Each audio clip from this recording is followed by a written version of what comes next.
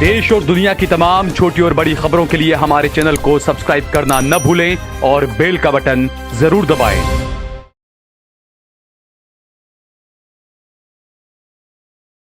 आदाब, देश लाइव में आपका स्वागत है। मैं हूं सहल कुरैशी। मेरे साथ में जो बैठी हैं सहर हाशमी, जो मानव अधिकार में काफ़ी काम करने वाली हैं। शबनम हाशमी उनकी बेटी हैं। गौहर रज़ा साहब, हम सब वाकिफ़ हैं उनसे, मैंने भी इंटरव्यू किए हैं उनके। शबनम हाशमी और गौहर रज़ा साहब की साहबजादी हैं, बेटी हैं सहर। जिस तरीके से आज के दौर में हम देखें कि बच्चों की जो मेंटल हेल्थ होती है, कई बार पेरेंट्स, नेबर्स इन चीज़ों को बहुत हल्के में लेते हैं।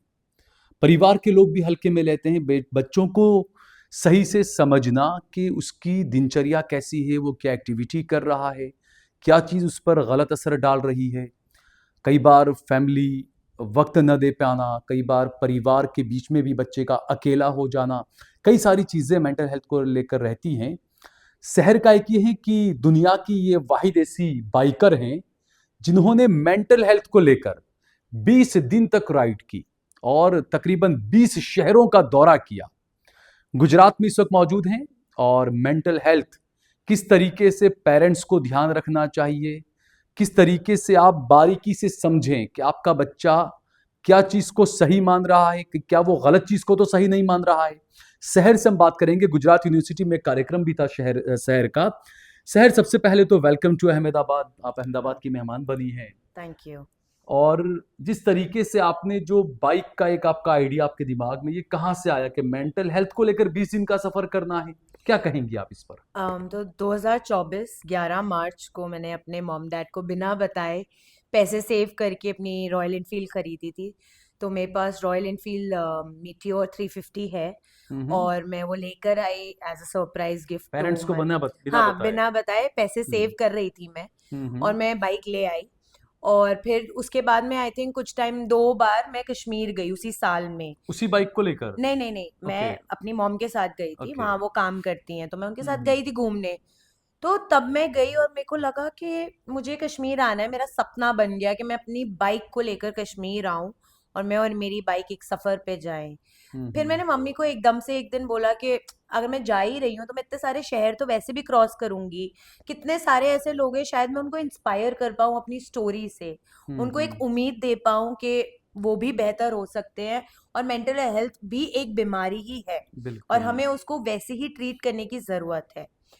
तो फिर मम्मी को, ऑब्वियसली मैं एक बॉर्डरलाइन पर्सनालिटी डिसऑर्डर हूँ, तो जब मैं कोई चीज़ बोलती हूँ उसको बोलने में और करने में एक अंतर होता है और बहुत कम विश्वास होता है मम्मी पापा को कि मैं बोल रही हूँ आज, पर पता नहीं मैं शायद सीरियसली इस बात को लेकिन नहीं आप ले पर्सनली पाऊंगी। स्टिकी हो इस चीज को लेकर के, मैंने हाँ बोला है तो मुझे करना है, आज नहीं तो कल। हाँ हाँ। तो हम्म। मैंने पहले एक बार बोला, फिर 2 बार बोला कि मैं कश्मीर जाना चाहती हूँ। मम्मी ने शायद उस तरह नहीं लिया कि हाँ ठीक है अभी बोल रही है, पर शायद ना कर पाए। हम्म। तो मेरा मन था कि मैं अकेले जाऊं। तो बाइक लेकर अकेले हाँ, कश्मीर? मैं चाहती थी कि मैं अकेले हम्म। जाऊं। But mother being a mother and एक मेंटल हेल्थ पेशेंट की मदर होने के वजह से मम्मा ने सोचा कि ठीक है, अगर सहर ऐसा कुछ करना चाहती है तो देव भाई मुझे ऑब्वियसली बहुत क्लोजली जानते हैं, तो हम्म। उनके साथ ये टीम फॉर्म करी हमने देव धीरे देसाई। धीरे। हाँ, देव जी। देसाई। तो उनके साथ हमने ये टीम फॉर्म की जिसमें महराज, समन्यु, नाजनीन, देव भाई और मैं थे।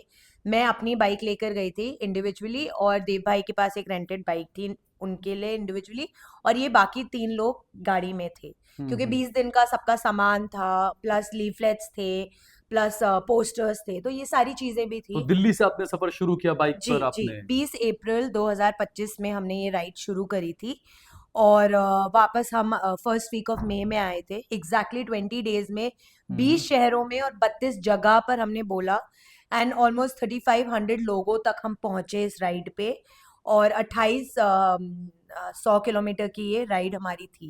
लेकिन जिससे आप मेंटल हेल्थ को लेकर आप जा रही थी कि आप लोगों को बता सके, लोगों को समझा सके, किसी काम में आप आ सकें, लेकिन उसी दौरान एक बड़ी ट्रेजेडी हो गई, पहलगाम हमला। जी उस वक्त आप वहीं पर थी तो काफी लोगों की मेंटल हेल्थ तो और ज्यादा वहां पर गड़बड़ा गई होगी उस वक्त भी हाँ आप वहीं पर रही। वो कैसा सफर रहा आपका? हाँ, तो बहुत हमें प्रेशर आया कि हम वापस चले जाएं दिल्ली और हमें राइड कंटिन्यू नहीं करनी चाहिए बिकॉज सिक्योरिटी आगे। एजेंसियों की तरफ से ये हाँ, प्रेशर थे और आपके घर लिए? वालों की तरफ से, और हम्म। मम्मी पापा के दोस्त भी बोल रहे थे जो राइड को कंटिन्यूअसली देख रहे थे बहुत क्लोजली।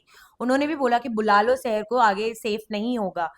पर मेरा डिसीजन था कि मैं अगर आज वापस चली गई तो कभी दोबारा अगर कोई मेंटल हेल्थ सर्वाइवर या मेंटल हेल्थ पेशेंट लाइफ में कुछ करने का सोचता है तो फिर हम्म। उसका भी बहुत डिमोटिवेट हो जाएगा वो, बिल्कुल। और वो दोबारा शायद फिर नहीं कर पाए कुछ। तो मैंने यही सोच के साथ अपनी राइड कंटिन्यू करी, और हम ये राइड कंप्लीट करके सेफली दिल्ली यानी वापस आए। लड़की हूँ, लड़ सकती हूँ, लड़की हूँ, कर बिल्कुल, सकती हूँ, बिल्कुल। चाहे मेंटल हेल्थ का मामला हो या जो भी मामला जी। हो। जैसे आपका जो पूरा आपका पास्ट रहा, बचपन से लेके आपकी अपब्रिंगिंग जो रही, अहमदाबाद में ही आपने पढ़ाई की, बाद में आप दिल्ली शिफ्ट हुई, दिल्ली में आप रही। तो ये जो मेंटल हेल्थ का जो गड़बड़ का जो मामला है, आप जो पेरेंट्स हैं आजकल के, हमने देखा आजकल सोशल मीडिया है, और चाहे न्यूज़ चैनल भी आप देखें तो उसमें भी उस तरह की चीज़ें रहती है। हम्म। तो जो मेंटल हेल्थ को लेकर पेरेंट्स को खास किस बात का ध्यान रखना चाहिए? क्या मानती हैं आप? आप जिस दौर से गुज़री, क्या वजह थी कि आप इसमें मुब्तिला हो गई? एक्चुअली मेरे पेरेंट्स ने एक बहुत मेजर चीज जो की थी वो ये था कि उन्होंने किसी की भी वक्त पे मेरी बीमारी या मेरा अडॉप्शन छुपाया नहीं था किसी से भी। मैंने आपको और अडॉप्ट किया, वो किसी को नहीं हाँ, बताया। किसी नहीं, सबको बताया, किसी से हाँ, किसी ने छुपाया छुपाया नहीं। नहीं, मैं वही कह रहा हूँ, मैंने हाँ, नहीं तो छुपाया। हमेशा ओपन रहे, और उनके ऑफिसेज में उनके कलीग्स के साथ मेरे मेंटल हेल्थ के बारे में बहुत ओपनली बात करते थे। कितने महीने की या कितने साल की थी जब आपको अडॉप्ट किया गया था? मैं 1 साल में 2 दिन छोटी थी। सेकेंड हुँ। सितंबर 1996 को मैं अडॉप्ट हुई थी, और 95 में मैं पैदा हुई थी, फोर्थ दिल्ली में ही सितंबर। पैदा हुई थी आप, और दिल्ली में ही जी, आपका जी, अडॉप्शन सब रहा? जी, जी, जी। तो एक तो ये चीज कि एक बहुत इंपॉर्टेंट चीज जो है वो है सपोर्ट सिस्टम, आसपास कौन है, घर पे क्या माहौल है। तो बहुत बिल्कुल। सोच समझ के अम्मा अब्बू को मुझसे बात करनी पड़ती थी। देयर वर टाइम्स जब उनको बहुत टाइम तक मुझसे कुछ भी बात करनी है तो वो टाइम लेना पड़ता था कि हुँ, अभी हुँ। शहर उस हाल में नहीं है जब वो रिस्पॉन्ड करेगी। हुँ, तो वो हुँ। चीज का ध्यान, टॉन्ट नहीं मारना, मैं जैसी हूँ मेरी सिचुएशन को समझना, मेरा पूरी तरह सेंसिटिव होकर मेरा ध्यान रखना, मुझ पे चीखना चिल्लाना नहीं। मैं बिस्तर से नहीं उठ पाती थी। देयर वर डेज जब मैं एक पीछे लगा हुआ बत्ती भी ऑन नहीं कर पाती थी, स्विच भी ऑन नहीं कर पाती अच्छा, थी, क्यों ऐसा क्यों होता था? क्या क्योंकि वजह मैं है? मेडिकेशन के से थ्रू जा रही थी, एंड ऑब्वियसली मेरी बॉडी बहुत लेथार्जिक और वीक रहती थी। हुँ, तो हुँ। मेरे अंदर कोई स्टैमिना ही नहीं होता था कि मैं कुछ भी कर पाऊँ। तो एक 12, 13, 14 साल की बच्ची बिस्तर पे पड़े हुए अपने माँ-बाप को बोले, ये रिमोट ला दो, ये टीवी ऑन कर दो, ये हुँ, एसी हुँ। ऑन कर दो", तो बहुत बुरा भी लगता है। बट मम्मी-पापा ने उसको भी ईगो पे ना यानी लेकर इस ये दौर से आप समझा। गुज़री हैं, आप मेंटल इतना बिल्कुल, ज़्यादा डिस्टर्ब और बिल्कुल, सारी चीज़ें बिल्कुल, हैं। बिल्कुल। तो आपकी फैमिली को भी काफ़ी सब्र करना पड़ा होगा कि बच्ची को बहुत। ऐसी हालत में देखना और सारी हाँ, चीज़ें। बिल्कुल। देयर वर टाइम्स जब मम्मी-पापा को भी काउंसलिंग लेनी पड़ी है, और मुझे कन्विंस करने के लिए, इस पूरे ट्रीटमेंट के लिए उनको 2.5 साल लगे। जब उन्होंने मुझे धीरे, धीरे, धीरे जाकर कन्विंस करना शुरू किया, मुझे रियलाइज़ करवाना शुरू किया कि मेरे अंदर कोई इश्यू है और मुझे हेल्प की ज़रूरत है। अच्छा, इसमें जिस तरीके से जो आप बता रही हैं तमाम जो चीज़ें हुई, आज के दौर में जैसे पेरेंट्स हैं, हम अक्सर देखते हैं कि क्योंकि मेंटल जो हेल्थ का इश्यू रहता है, काफ़ी मल्टीपल चीज़ें उसमें रहती है। हुँ, कि जैसे ट्रिगर की तरह आपको कोई बात बहुत खुश कर दे, छोटी-सी बात। सामने एग्ज़ैक्टली। वाले को कुछ एहसास भी ना हो लेकिन आपको चीज़ें बहुत खुश कर देती हुँ, है। हुँ। कई बार ये होता है कि कोई चीज़ कोई कह देता है, सामने वाले को उसका गुमान भी नहीं होता कि इसका असर कितना होगा। तो ये सारी बिल्कुल। चीज़ें बहुत इम्पैक्ट करती है? बहुत ज़्यादा। बहुत सोच समझकर एक मेंटल हेल्थ सर्वाइवर या पेशेंट से बात करनी पड़ती है।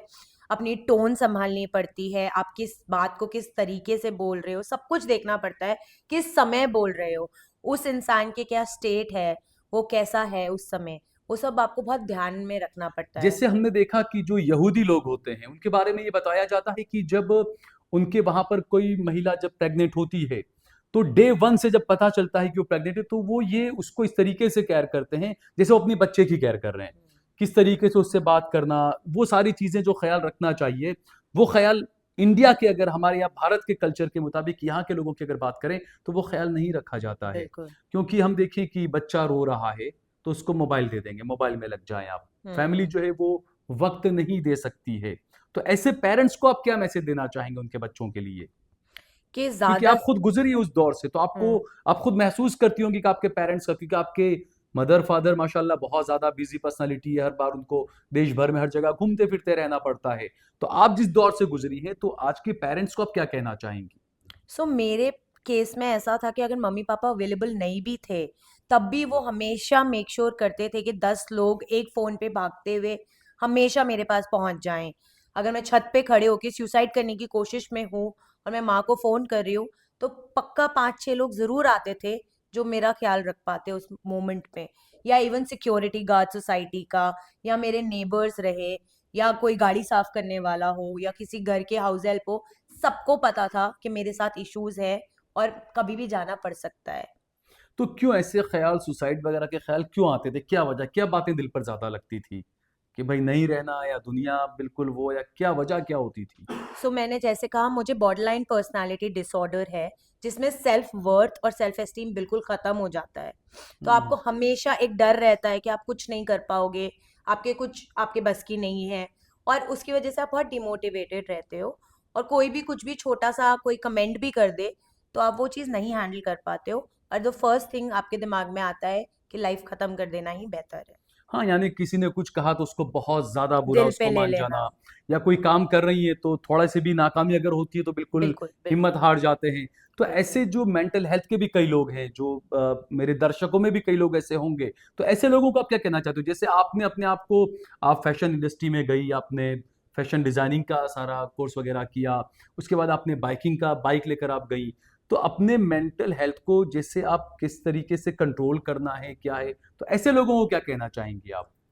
ये मैंने ओवर द इयर्स सीखा अपने साइकेट्रिस्ट और काउंसलर्स से, कि जब मेरे दिमाग में कोई बुरा ख्याल आता है, या मैं कभी बहुत डिमोटिवेटेड फील करती हूँ, या मुझे लगता है कि अब दुनिया ख़त्म होने वाली है मेरे लिए, तो मैंने अपने आप को डिस्ट्रैक्ट करना सीखा है।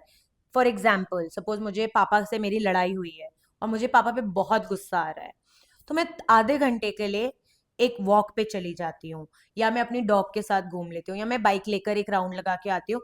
फिर जब मैं थोड़ा शांत फील करती हूँ, तब मैं डैड से फेस टू फेस बात करती हूँ।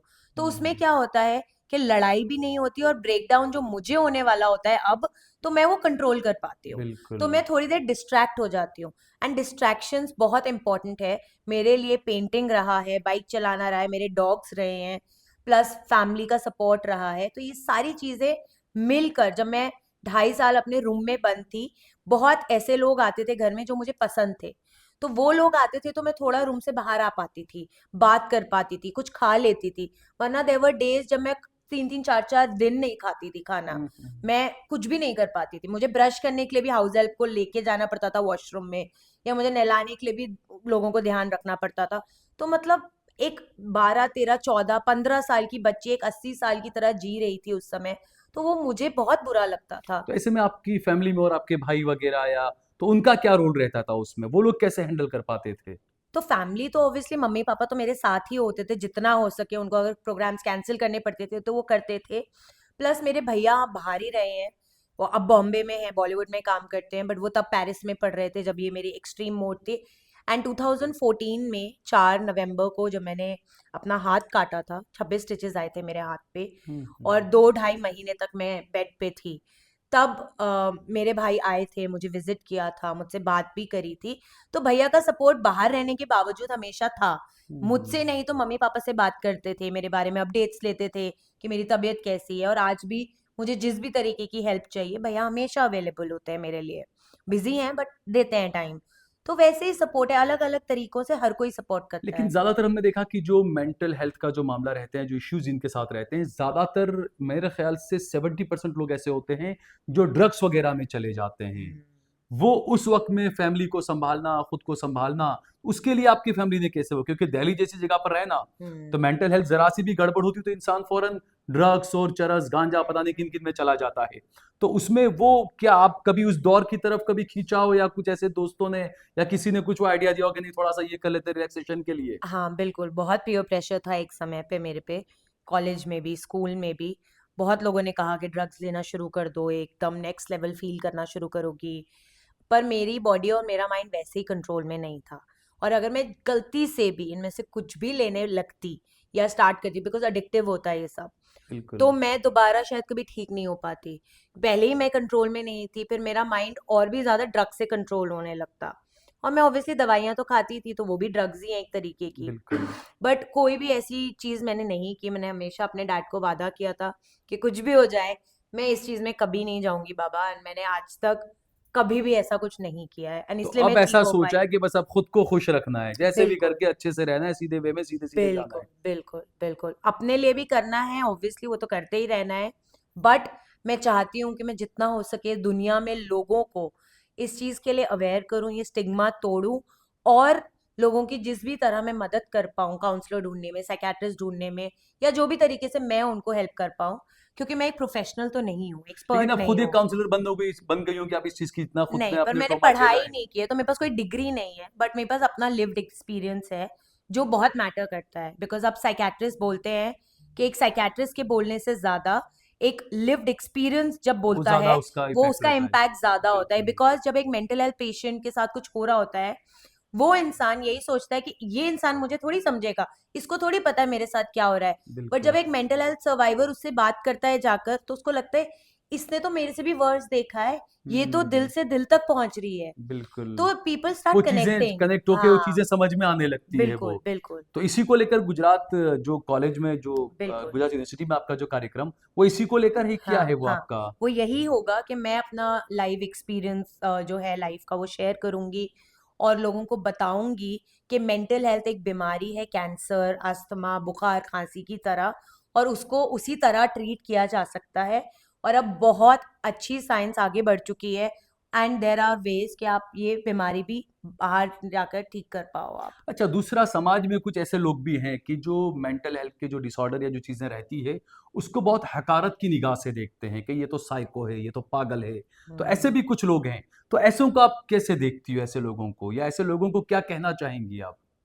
सी, लोग जब मेंटल वर्ड सुनते हैं तो वो उनके पहले दिमाग में यही आता है कि पागल, पर लोग ये नहीं समझते हैं कि मेंटल का मतलब दिमाग भी होता है, बिल्कुल। अपना दिमाग का वेल बीइंग या अपना बिल्कुल। माइंड, वो भी होता है।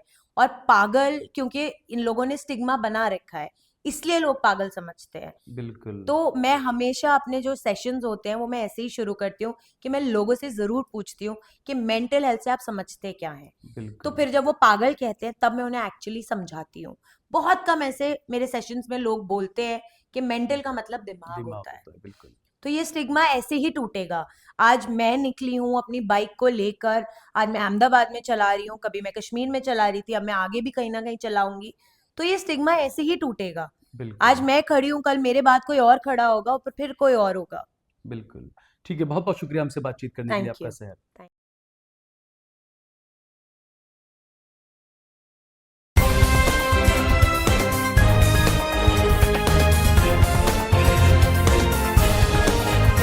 आप देख रहे हैं देश लाइव, देश की आवाज।